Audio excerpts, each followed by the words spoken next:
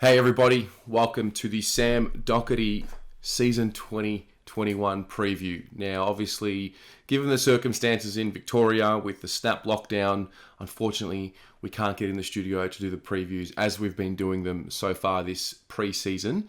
So we're going to have to go back to the way it was done over the last few years where you just hear my voice. But obviously at the end of the video, all of these videos, I want to ask you for your input as well. So if you can bear with my voice, you'll have your chance to have your say at the end of the video. But really I just want to put some things on the plate, talk a little bit about Sam Docherty and all the other players, and then let you take over from there in the comments. So Sam Docherty, probably the perfect timing to be doing the Sam Docherty video for reasons more than just related to footy. Obviously got the cancer scare late in 2020 and really just added another layer of adversity to his life. And when you talk about Victoria and lockdowns and putting things into perspective and always being grateful for what you do have rather than what you don't have, I think Sam Docherty is one that really embodies that, given what he's had to endure with his knee reconstructions and obviously with his cancer scare. And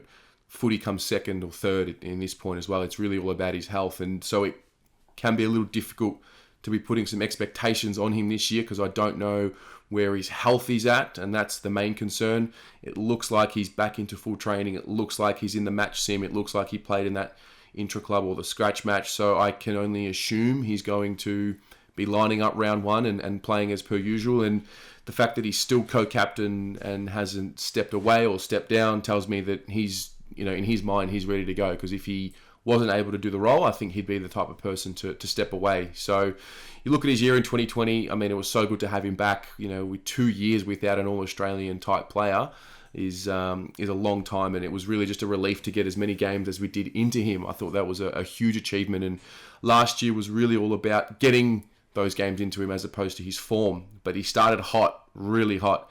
His first 5 rounds were elite.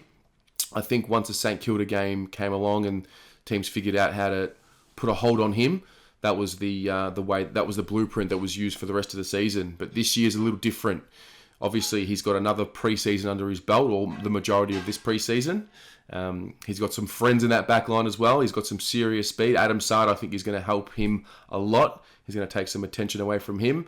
There are some whispers there that Zach Williams might play at times across half-back, but we've got options is the point. We don't have to worry about other teams locking down Sam Docherty and therefore locking down our ability to move the ball from defense to offense, because I think that's his main attribute there, is he can really generate attack from defense. So I'm looking forward to seeing him play with some quality players around him.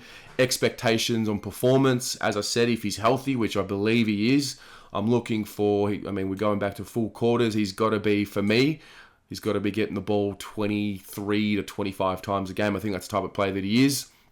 However, it really depends on the role we're going to use him for. And, is he going to play across half-back? Is he going to move to more of a back pocket? And are we going to see the emergence of Sam Docherty and then Tom Williamson and Nick Newman back on those flanks? That's something I don't know. So that's why, while I do say 23 to 25 times, it's more so coming from a place of want to get the ball in his hand as much as possible because he uses it so well. He's a smart footballer. He's a smart human being, off the field as well. And he really does straighten us up. He's a voice in that. He's the leadership with his voice in that backline is something we terribly missed when he was gone. And I think that's something that we need. He sets things up. I think now that he's got Wiedering as well, who's really emerged into his own body and his own mind as a footballer, I think it's going to help him too. And so maybe we don't need to rely on him to get the ball 23 to 25 times. I still think he's got that All-Australian talent in him.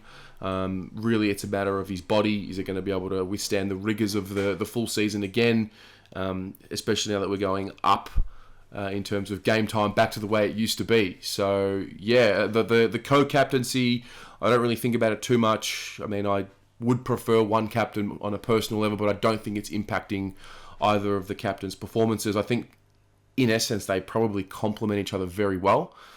Doc seems to be the talker and the speaker. He talks like a captain, whereas Cripper really plays like a captain. And it's probably allowed Doc to transition back into the AFL, given that he's got a co-captain there. So for our situation, I think it has, in some respects, worked. So, yeah, I'm looking forward to much of the same from last year with a little bit more of just a high level of expectation from Doc, because he is back.